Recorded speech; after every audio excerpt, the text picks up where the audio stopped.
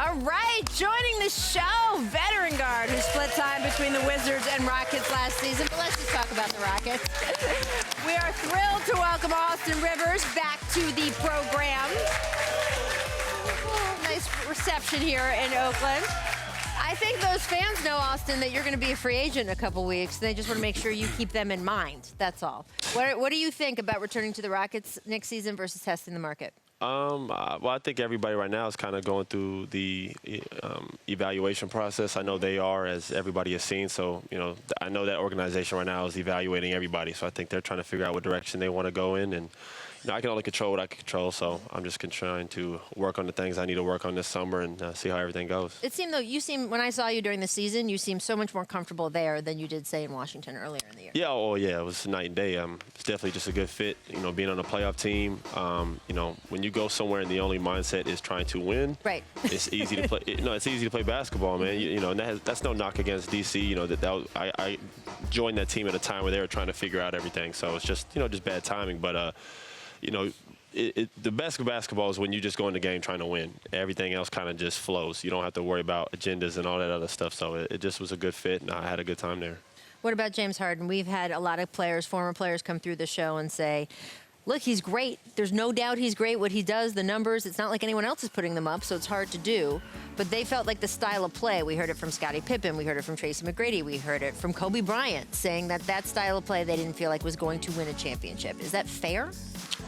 I don't think it's fair. I mean, he's doing what they asking him to do. Mm-hmm. I don't know that the way the playing style, the way that we played, was fit for him to do that. So right. He's doing what he's supposed to do. You know what I mean? Like, if it'd be one thing if everybody's like, James, you got to do this more, you got to do this more.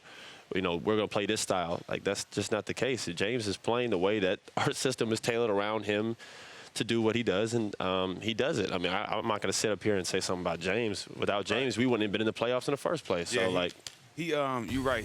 That is the system for him. I mean, that's the way he plays. I mean, you can't really change that. But even though that's the system, it hasn't proved to be winning. Right. I honestly feel like if he come off the ball a little bit and get other guys involved on that team, he will be better coming fourth quarters. He'll have a little more pressure off him. But D'Antoni, not to dish your coach, but he has to find a way to keep James with that ISO type of ball, but get everybody else included. Because when it comes fourth quarter, and he's been ISOing first, second, third quarter, guys like Austin, other guys just sitting there being cold all game, and you expecting them to hit a shot. So I think that took away from the game. But for Kobe, guys like Scottie Pippen, the greats keep saying is not winning basketball. They have to be right.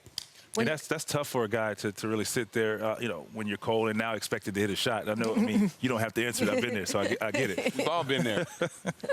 I mean, when you play. Sitting in the corner all game, then they throw we call it a grenade, right? Yeah. 3, 2, 1, shot clock, and they throw it to you in the corner. Yeah, I hate that. There's a lot you can tell from at what point in the shot clock a guy is passing the ball, right? There's a whole story there often enough. Vince, I mean, you're the one in the league playing against the Rockets right now. It's a lot different from one game when they come into town and sort of blow you away with that firepower versus, say, a 7-game series. What do you see? Well, when you play against any team for 7 games, I mean, you can prepare, and that's when you can tailor your defense to whatever you want. We when we played you guys in Houston, he was playing for the record. We broke the record on his streak.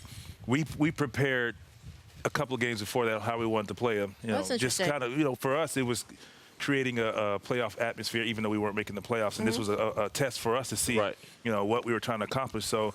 And you guys stopped his 35-point scoring streak? He scored 28. Right. Oh, he probably just had a bad shooting night. They didn't stop him. No, we double him.